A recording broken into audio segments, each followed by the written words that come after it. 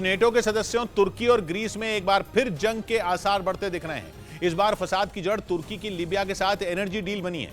Greece और तुर्की के बीच बढ़ी हुई टेंशन ने पहले ही पूरी दुनिया की सांसें अटकाई हुई हैं।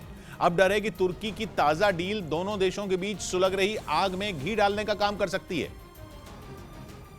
क्योंकि ग्रीस से दुश्मनी निकालने के लिए तुर्की ने उंगली टेढ़ी कर ली है। तुर्की और ग्रीस एक दूसरे के पड़ोसी हैं और दोनों के बीच समंदर में मौजूद गैस और तेल के लिए काफी अरसे से विवाद है।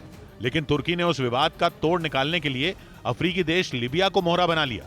पिछले महीने की शुरुआत में तुर्की ने लीबिया के साथ भूमध्य सागर में तेल और गैस का पता लगाने के लिए एक डील की थी। ग्रीस के दक्षिण में भूमध्य सागर के पार दूसरी तरफ लीबिया है। डील के तहत तुर्की लीबिया के तट के पास तेल और गैस का भंडार खोजेगा। इसी बात पर ग्रीस भड़का हुआ है, क्योंकि तुर्की की डील से यह साफ नहीं है कि क्या तेल और गैस का सर्वे ग्रीस के दक्षिण में मौजूद समंदर में भी हो सकता है। ग्रीस का कहना है कि पानी के इस इलाके पर तुर्की का कोई हक नहीं। ये इलाका उसकी जद में आता है और वो अपने अधिकार के लिए जरूर लड़ेगा। बीच ऑस्ट्रेलिया में परमाणु हथियारों से लैस अमेरिकी बॉमर B-52 को तैनात किए जाने की खबरों से चीन आग बबूला हो गया। उसके सरकारी अखबार ग्लोबल टाइम्स ने ऑस्ट्रेलिया पर परमाणु हमले की धमकी दे दी।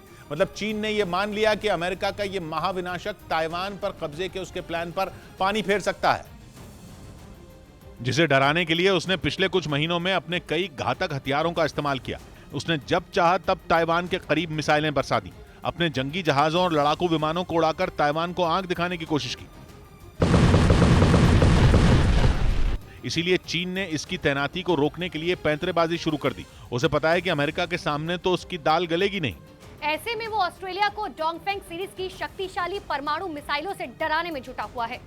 और चीन के सरकारी अखबार ने तो ऑस्ट्रेलिया में B-52 बॉमर तैनात होने पर उस पर डोंगफेंग 41 मिसाइल की मदद से परमाणु हमले तक की धमकी दे दी और दावा किया कि चीन की डोंगफेंग 41 परमाणु मिसाइल B-52 बॉमर से तेज उड़ सकती है। साथ ही ये मिसाइल 12,000 किलोमीटर से भी ज्यादा दूरी तक अपने दुश्मन के चिथड़े उड़ा सकती है। मतलब ये कि चीन ने ऑस्ट्रेलिया के सामने ये दिखाने की कोशिश की कि अमेरिका के बॉमर की तैनाती उसके लिए बड़ी मुसीबत साबित हो सकती है। तेलंगाना में बीजेपी और टीआरएस के कार्यकर्ताओं में हिंसक झड़प हुई, जिसमें कई लोग जख्मी हो गए। गुरुवार को होने वाले चुनाव के लिए प्रचार खत्म होने में कुछ ही घंटे बाकी थे जब दोनों पार्टियों के कार्यकर्ता आमने सामने आ गए, जिसके बाद सड़क पर जंग का मैदान बन गया।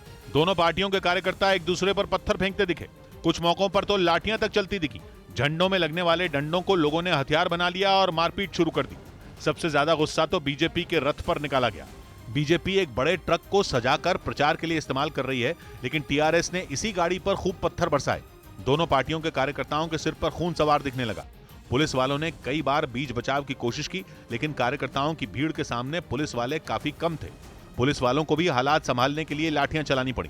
दोनों तरफ से हुई हिंसा में कई कार्यकर्ताओं और नेताओं के जख्मी होने की खबर है। चुनाव आयोग ने घटना की जांच कराने की बात कही है। तेलंगाना की इसी सीट से कांग्रेस विधायक राजगोपाल रेड्डी बीजेपी में शामिल हो गए थे। उनके इस्तीफे के कारण ही उपचुनाव हो रहा है। राजगोपाल रेड्डी ही बीजेपी की टिकट से चुनाव मैदान में है।